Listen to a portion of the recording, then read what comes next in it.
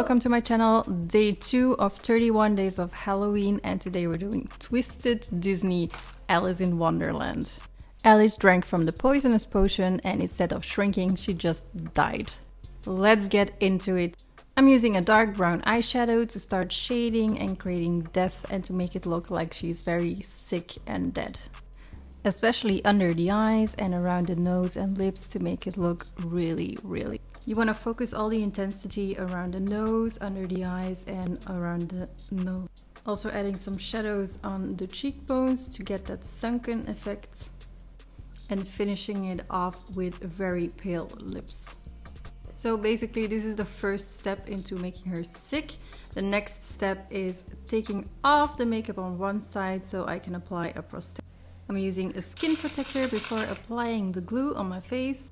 This definitely helps with preventing any irritation of the skin afterwards. So while that's working in, I'm also adding a little bit of shadows to my neck, just so everything will match in the end. Since I'm using Prosade as adhesive, I apply one side on the prosthetic and one side on my skin. And while I wait for both sides to dry, I go in with a little bit more intensity on the eyes. So we really achieve that very deadish, poisoned look. Softly blending everything together with a bigger brush. And by now our adhesive should be dry, so it's ready for application. Just push it on top of each other and it sticks. Fixing a little bit of the edges with a little bit of Prosade. And I'm also gonna let that dry before removing the edges of the silicone prosthetic. I also made some pearls out of hot glue and I will apply them on the spots where I put some black eyeshadow.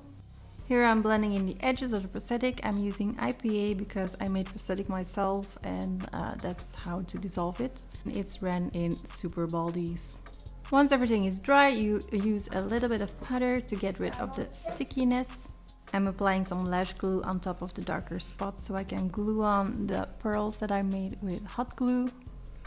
And then I'm filling in the edges with dark lash glue to create a little bit more depth in between the pearls.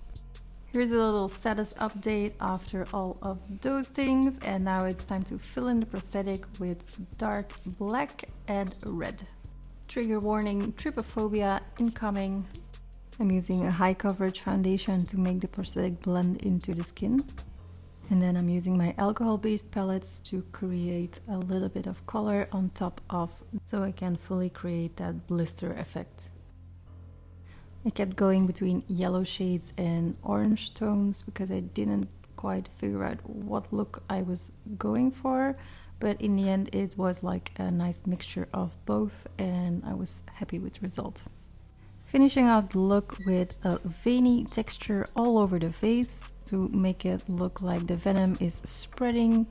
I love doing this with alcohol-based paint because you can just go over it with your finger. It's super wet, it's like painting with water and you get a nice little impression of the color. And I'm using this Horrorland sweat lotion for a glossy effect on top of it. And here we are, this is the final result for my poisoned Alice.